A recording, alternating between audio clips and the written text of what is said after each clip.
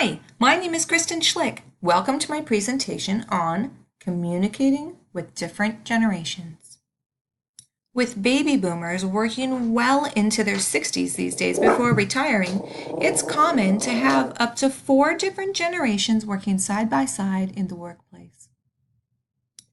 So, what's the big deal? Well, these are just some of the major technological advances during the lives of baby boomers and those that follow. People of the same age share a unique location and time because of their exposure to the same world events, pop culture and music trends, and behavior norms that prevailed at the times that they grew up. This makes communication easier between people of similar ages.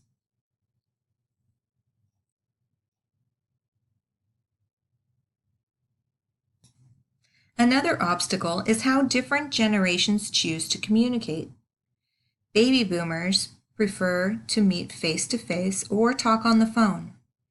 Generations Y and X also use their phones to communicate, but now their phones are high-tech computers that they use to send either a quick text or communicate through social media platforms.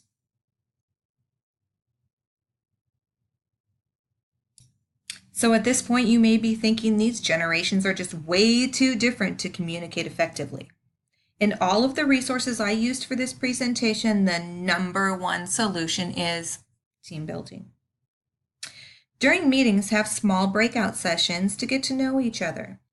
Give people questions like, what was the first concert you attended? Or, where would you like to go on your next vacation? Questions like these bring people together through shared experiences. Another solution is sharing leadership responsibilities. Have different people take the lead on different projects based on the client, the need of the project, or the strength of the team member. And the last one is be intentional. One team building meeting a year is not going to have everybody on the same page. This needs to be a regular process to keep individuals communicating, building their relationships, gathering trust, respect, and finding the value that each generation represents. Even though you may have a great team, conflicts may arise.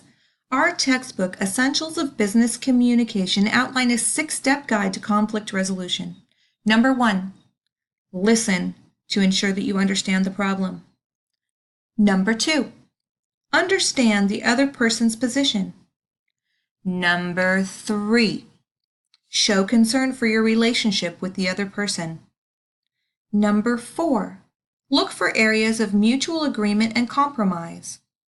Number 5, invent a new problem-solving option if the ones available don't fit the solution. And number 6, to reach a fair agreement, choose the best option for everyone concerned. So as I close, I would just like each person to remember that each generation brings with it a set of unique skills and communication style. Get to know your team and their individual strengths. Number 2, the more the merrier. A team is able to supply a greater pool of knowledge and success when it is comprised of knowledgeable people with varied experiences and backgrounds. These solutions were just a tip of the iceberg in developing communication with multiple generations. What other strategies have worked for you?